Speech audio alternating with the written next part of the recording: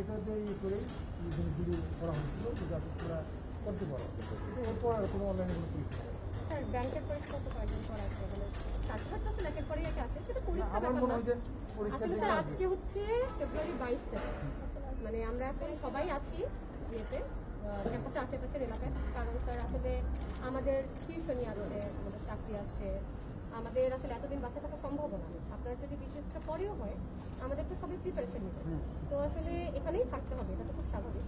এখন আপনি তো স্যার আসলে সমস্ত ঘটনাই জানেন, সেইখানে আসলে আমরা কিন্তু নিরাপত্তা পাই না। এবং তার থেকে বড় ব্যাপার হচ্ছে স্যার, আমরা একটা মামলা হয়েছে দেখেছি 250 জন যারা হচ্ছে অজ্ঞাত, তার মানে আমরা এখানেও কোনো সলিউশন পাই না এবং আমরা নিরাপদ না। ওগুলো যদি হয়তো যেগুলো অজ্ঞাত হয়েছে হয়তো পুলিশ বিশ্লেষণ করে আসলে ইনভেস্টিগেশনটা আমরা অনেক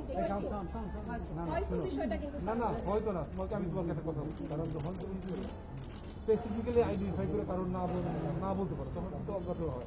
স্পেসিফিকভাবে কিন্তু আমরা এটা বলতে পারবো যে আমার আমরাই 5 থেকে 7 জনের নাম জানি, বড় ভাই স্যার আপনারা এইটুকু জানেন না ভাঙছে, কে অসুস্থ হয়েছে, না কার না মাথা শুধু একদম কারা কারা ভাঙছে সেটা তোমরা দেখে স্যার আমরা তো আইডেন্টিফাইও করতে নরমালি হ্যাঁ, তাহলে তো যখন ইনভেস্টিগেশন হবে তো নাম কিন্তু চলে আসবে। স্যার আপনারা কিন্তু এখন পর্যন্ত ক্যাম্পাস কোনো তদন্ত কমিটিও কিন্তু করেন।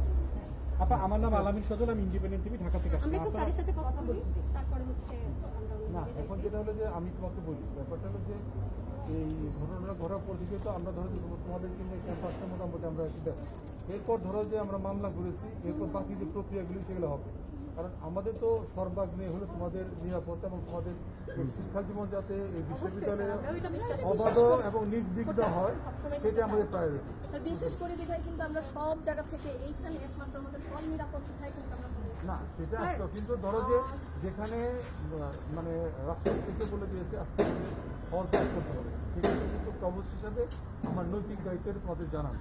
স্যার আমরা তো স্বায়ত্তশাসিত না স্বায়ত্তশাসিত হইলেও কিন্তু যখন কোনো নির্বাহী আদেশ হবে রাষ্ট্রের সর্বোচ্চ ব্যক্তি থেকে তখন কিন্তু অবশ্যই নির্বাহী আদেশ জরুরি পরিস্থিতিতে আসলে ইউনিভার্সিটি পারে কিনা তার শিক্ষার্থীদের যারা সবথেকে বেশি তাদের না না আমি তোমাকে বলছি না না আমি তোমাকে বলছি যে এটা নিয়ে কোনো ডিবেটের কোনো সুযোগই নেই।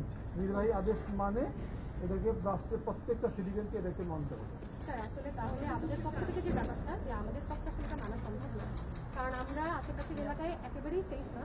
আপনি বোধহয় স্যার সাভারের গ্রুপগুলো যদি দেখেন তাহলে দেখতে পারবেন যে ওই এলাকায় এখন সবাই আসছে এবং পারলে আসলে এটা হয়তো সাভার এলাকায়ও চলে যেতে পারে, জাহাঙ্গীরনগর ইভেন বাস আটকাবে, এই ধরনের কথা হয়।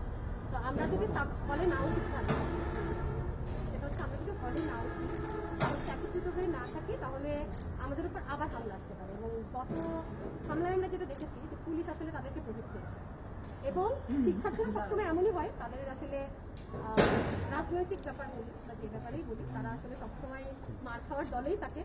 তো এটা আসলে স্যার খুব দুঃখজনক। আমরা মনে করি আমরা যদি ক্যাম্পাসের মধ্যে থাকি আমরা সেফ থাকবো এবং অবশ্যই আপনারা আমাদের সাথে থাকবেন সেক্ষেত্রে। স্যার আমরা হচ্ছে এইটুকু বলতে চাই, সেটা হচ্ছে আপনি তো আমাদের